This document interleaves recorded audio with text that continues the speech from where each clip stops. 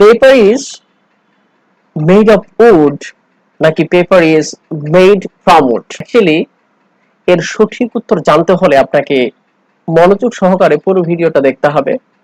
আর আমি ভিডিওর শেষে একটা টেস্টের ব্যবস্থা করেছি, যাতে করে আপনারা নিজেদেরকে একটু ঝালিয়ে নিতে পারেন। চলুন আমরা তাহলে শিখি made, B made of and B made from এর ইউজেস কি হবে। প্রথমে দেখি B made of versus B made from. এখানে বি বলতে বোঝানো হয়েছে am is are was were, তার মানে বোঝাই যাচ্ছে যে সেন্টেন্সটা অবশ্যই প্যাসিভ ফর্মে হবে। ওকে, চলুন তাহলে শিখে নেই।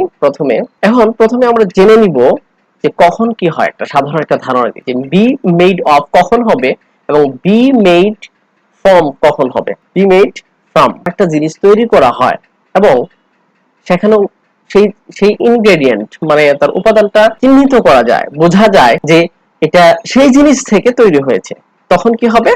B made of. যেমন the table is made of wood but not paper is made of wood, তার মানে the paper is made from wood. তখন এটা চিহ্নিত করা যাবে না, তখন কিন্তু বি মেড ফ্রম ব্যবহার করা হবে। আচ্ছা, আমরা কিছু উদাহরণ দেখে বুঝে নেই বি মেড অফ। যেমন the table is made of wood.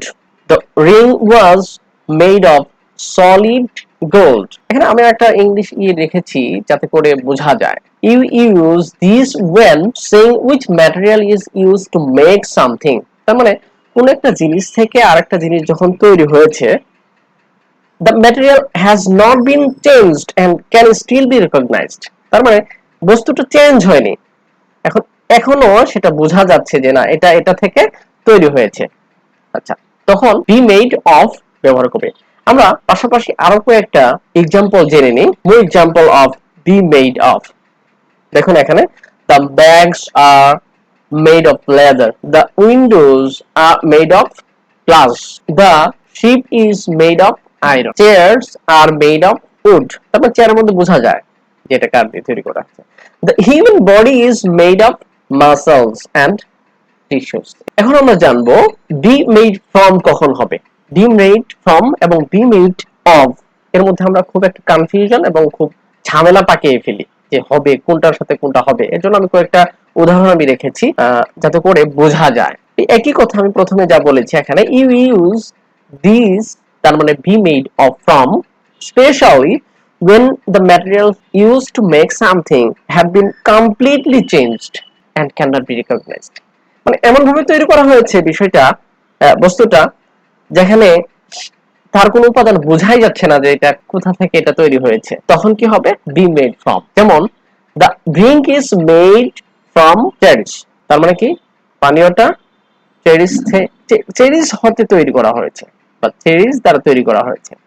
Cheese is made from milk, দুধ থেকে চিজ তৈরি করা হয়েছে, কিন্তু এটা কি বোঝা যায় না।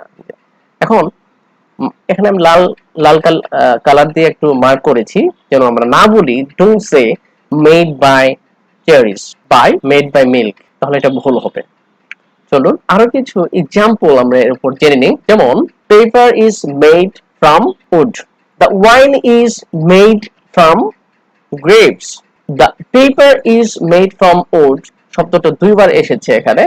The bear is made from barley and water. Pond is made from milk.